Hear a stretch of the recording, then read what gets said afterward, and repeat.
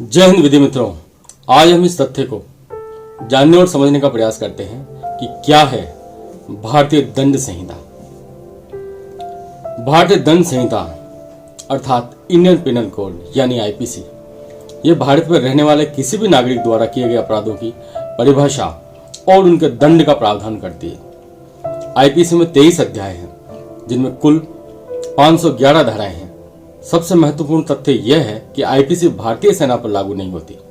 पहले जम्मू कश्मीर में भी आईपीसी के स्थान पर रणवीर दंड संहिता यानी आरपीसी लागू होती थी, लेकिन सन 2019 से जम्मू कश्मीर में अनुच्छेद 370 के विवादित खंड समाप्त हो गए हैं। अभी जम्मू कश्मीर में अनुच्छेद 370 का खंड 1 ही लागू है, जो ये कहता है कि जम्मू कश्मीर भारत का अभिन्न अंग है और भारतीय संसद को जम्मू कश्मीर के लिए कानून बनाने का अधिकार है।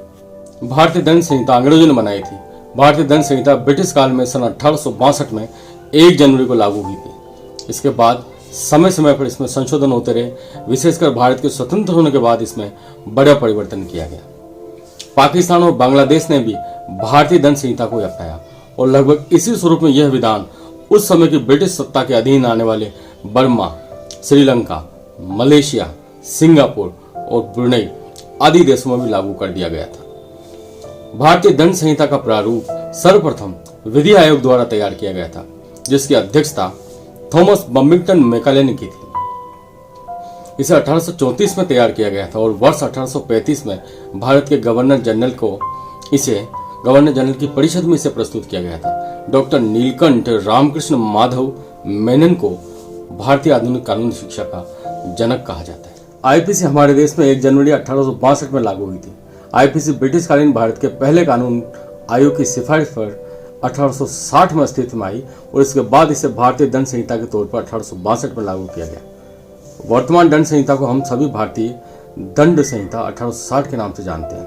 इसका प्रारूप डॉक्टर लॉर्ड मैकाले ने तैयार किया था, जैसा कि हम पहले समझ चुके हैं। बाद में समय समय पर इसमें कई तरह के और परिवर्तन किए जाते रहे। भारतीय दंड संहिता 1860 के अंतर्गत दीवानी अर्थात सिविल विधि और दंडिक विधि के मामले आते हैं।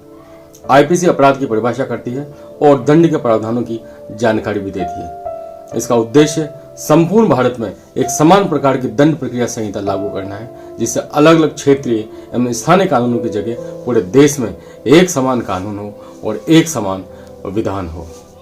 जय भारत, जय भारतीय।